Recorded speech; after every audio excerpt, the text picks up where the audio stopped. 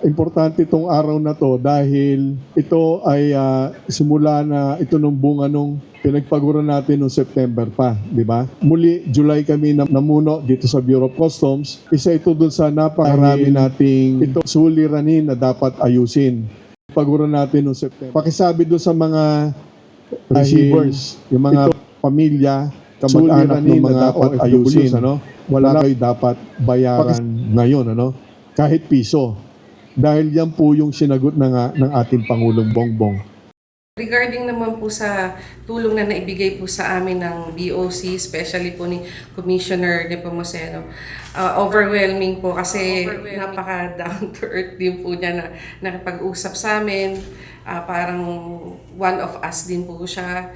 So napakasaya po namin na yung madali po siyang lapitan. Kasi usually po pag sinabing government or custom, parang mahihirapan kami lumapit. Pero sa pinakita niyo po ngayon dito na face-to-face po, importante po yun eh. Hindi yung basta lang po kami nagko-communicate by online. Pero hinarap po kami. Sobrang po namin, thankful and grateful po kami na binigyan po ito ng pansin ng BOC po. Lumapit. Pero sa pinakita, napaka